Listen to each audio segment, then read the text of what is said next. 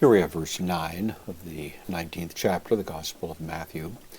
Jesus has been challenged by religious leaders concerning the rule of marriage and divorce, citing the rule that came from Moses to give a writing of divorce. Jesus refers the whole matter back, of course, to the creation account, making it clear that in God's design, marriage is a lifetime commitment between a man and a woman, a male and a female. That's the biblical model.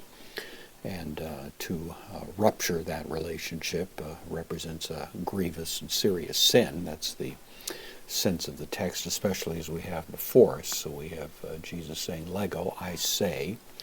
Again, suggesting, of course, the authority with which Jesus speaks here. "I say to you," not appealing to some well-known rabbi or something like that, or a tradition within the community, but simply declaring on his own authority these things, postpositive, but I say, who men, to you. Second person dative plural pronoun, hoti, that, conjunction. Hos and, whoever. The on is short from aeon. It introduces the subjunctive.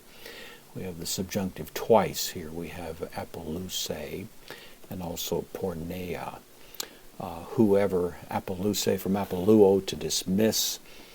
In this context, of course, it means to divorce, to dismiss the wife. So whoever dismisses is in the subjunctive, so it's the aorist, third person singular aorist, active subjunctive. Whoever dismisses, tain gunaika, the wife, autu, of him, possessive pronoun, genitive, masculine, singular.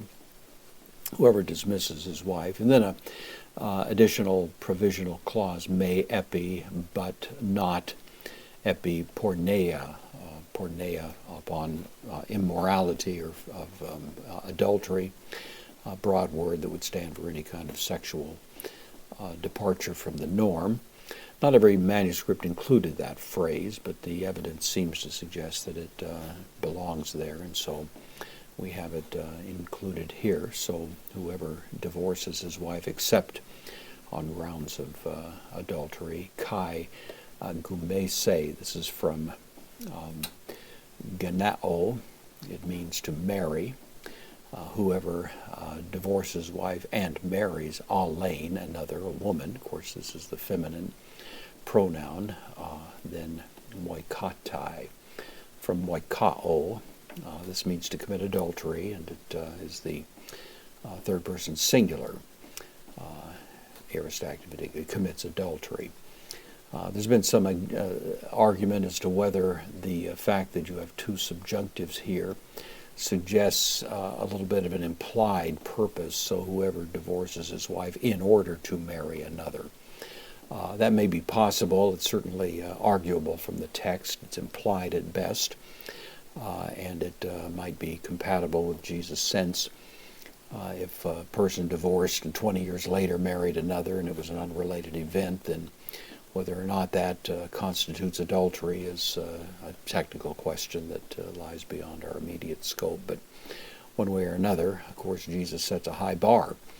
And those who contemplate moving in that direction, of course, are facing a rather stern assessment of the entire prospect from the lips of Jesus himself.